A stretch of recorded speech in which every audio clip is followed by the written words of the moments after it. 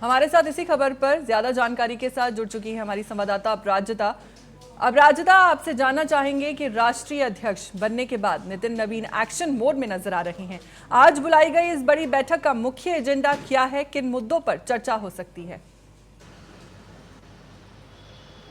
बिल्कुल, देखिए फौजिया, आपको बता दें कि कल ही जो है राष्ट्रीय अध्यक्ष के लिए बीजेपी में जो है नितिन नवीन को चुना गया है और वो अब ऑफिशियली राष्ट्रीय अध्यक्ष की कुर्सी पर बैठ गए हैं। और उसके ठीक एक दिन बाद यानी कि आज जो है ये पूरी बैठक बैठाई गई है। संगठनात्मक बैठक है ये, जिसमें प्रदेश अध्यक्ष सभी स्टेट के और फिर संगठन महामंत्री की मौजूदगी रहेगी, जिसमें जितने भी प्रदेश अध्यक्ष महामंत्री सब होंगे वो अपने स्टेट के अपने नेतृत्व से जुड़े चीजों को लेकर के जो है नितिन नवीन को अवगत कराएंगे और पार्टी की उनके स्टेट में क्या दशा है, क्या दिशा है, किस तरीके से काम हो रहा है, जितने प्रेसिडेंट हैं वो स्टेट के जितने भी हैं लोग वो किस तरीके से काम करें, उनके नेतृत्व में कितना पार्टी फल फूल रहा है, इन सभी चीजों से आज अवगत होंगे नितिन नवीन। और उसी को मद्देनजर रखते हुए जो है आगे की मार्गदिशा तैयार की जाएगी और पार्टी की रणनीति तैयार की जाएगी। अब देखिए, 5 राज्यों में चुनाव होने जा रहा है, तो पहले सभी राज्यों का जायका लेने की कोशिश की जा रही है कि अभी पार्टी की स्थिति क्या है हर एक स्टेट में, और जब वो उससे अवगत होंगे तो उस हिसाब से वो अपनी रणनीति तैयार करेंगे। कहां पे क्या चूक है उसको मद्देनजर रखते हुए जो है पार्टी अपनी पूरी रणनीति तैयार करते हुए मार्गदर्शन देगी। तो ऐसे में जो है ये मीटिंग जो है, ये बैठक जो है बेहद अहम मानी जा रही है और ये आने वाले चुनाव के मद्देनजर भी बहुत ज्यादा अहम मानी जा रही है। तो अब ये देखने वाली बात है कि नितिन नवीन आज के इस बैठक में क्या कुछ नया निकाल कर लाते हैं। फिलहाल ये बैठक जो होगी उसके बाद जो है पार्टी की दिशा तय की जाएगी। जी अपराजिता, साथ ही आपसे ये भी जानना चाहूंगी कि इस बैठक में सभी प्रदेश अध्यक्षों, संगठन मंत्री और प्रभारियों को बुलाया गया है, तो क्या बीजेपी आने वाले 5 राज्यों के चुनाव के लिए आज ही कोई ठोस रोड मैप तय करने जा रही है? देखिए फौजिया, पार्टी जो होती है उसमें कई राज्य के लोग होते हैं, कई लोगों से मिलकर एक पार्टी तैयार होती है और बीजेपी एक बहुत बड़ी पार्टी है और हर एक राज्य का हर उसमें जो छोटे छोटे कार्यकर्ता है, जो प्रदेश मंत्री हैं, जो संगठन मंत्री है, सबका एक अहम रोल है और उसमें पहले अभी धीरे धीरे जानने में ही समय लगेगा। हालांकि नितिन नवीन बहुत अच्छा अनुभव रखते हैं, पार्टी के अंदर कई समय से जुड़े हुए, 2006 के बाद से ही सक्रिय है, तो एक अच्छा खासा उनका अनुभव बताया जाता है। लेकिन बावजूद इसके वो जिस पद पर बैठे हैं वो एक बहुत बड़ा पद है, एक बहुत बड़ी जिम्मेदारी दी गई है और जिस तरीके से प्रधानमंत्री ने भी खुद को उनका बॉस बताया है कि नितिन नवीन अब उनके बॉस होंगे, तो इसी से आप समझ लीजिए कि ये कितना बड़ा पद है, जिसके बाद अभी समझते समझते थोड़ा तो समय लगेगा। तो अभी जो चर्चाएं होंगी उसके बाद, लेकिन जिस तरीके से 5 राज्यों में चुनाव होने जा रहा है तो जल्दी ही कुछ जो है फैसला पार्टी की तरफ से लिया जाएगा। लेकिन फिलहाल जो है अभी ये बैठक जो होगी वो अभी चलेगा, इसका सिलसिला चलेगा और धीरे धीरे जो है इस पर कुछ निकल करके आएगा और इसके बाद ही जो है सामने ऑफिशियली चीजें निकल करके आएंगी कि क्या कुछ निकल करके आया है इस बैठक को लेकर के, क्या कुछ निर्देश दिए गए हैं, तो ये आने वाला समय बताएगा। लेकिन आज के इस बैठक से ऑफिशियली कुछ बड़ा होने की तो आशंका नहीं है। अभी धीरे धीरे ये बैठक, कम से कम आप 1 हफ्ता मान के चलिए कि अभी बैठक का सिलसिला चलता रहेगा।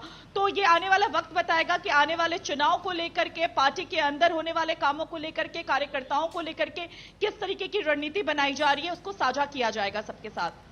जी अपराजिता, साथ ही आपसे ये भी समझना चाहूंगी कि जैसे कि सबसे युवा राष्ट्रीय अध्यक्ष होने के नाते नितिन नवीन का ये पहला बड़ा कदम पार्टी संगठन को किस दिशा में ले जाता दिख रहा है?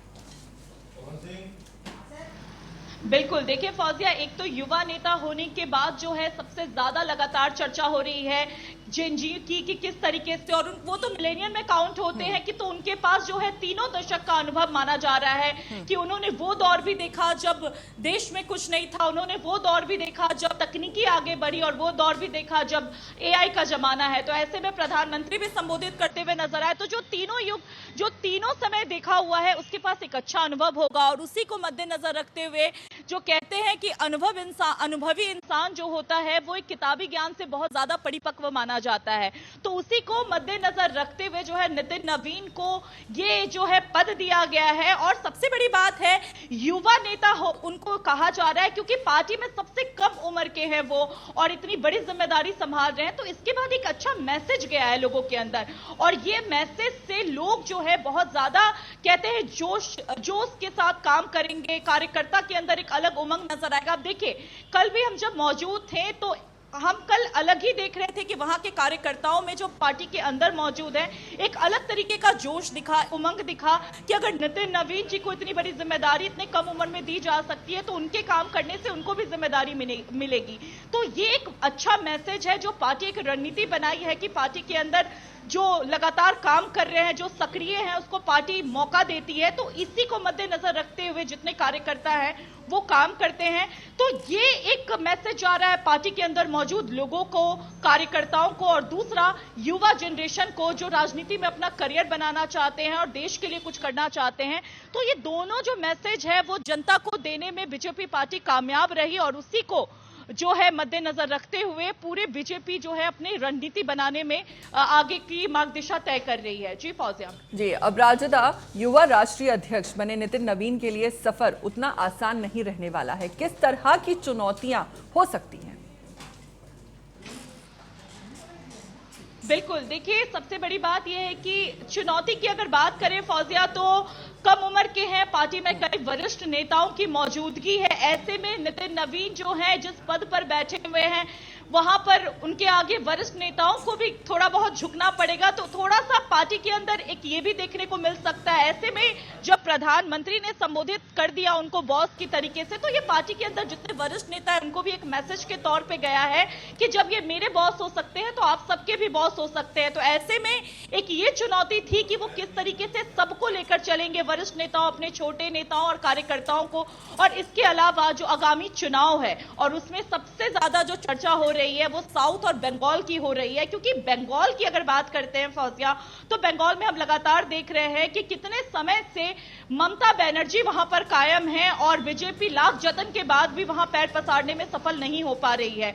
तो ऐसे में नितिन नवीन का यूं राष्ट्रीय अध्यक्ष बनकर इस बार बंगाल चुनाव में अपनी भागीदारी दिखाना बहुत अहम माना जा रहा है, और किस तरीके से पार्टी रणनीति बनाने में सफल रहती है ये देखने वाली बात होगी। लेकिन फिलहाल बंगाल का चुनाव और 5 राज्यों का चुनाव जो है बंगाल के साथ साथ ये बहुत चुनौतीपूर्वक रहने वाला है। तो ये देखने वाली बात होगी कि नितिन नवीन इसको सफलतापूर्वक सिक्किम, बिहार और छत्तीसगढ़ की तरह साध पाते हैं या फिर नहीं। लेकिन फिलहाल रणनीति बनाने की दिशा में वो अग्रसर है।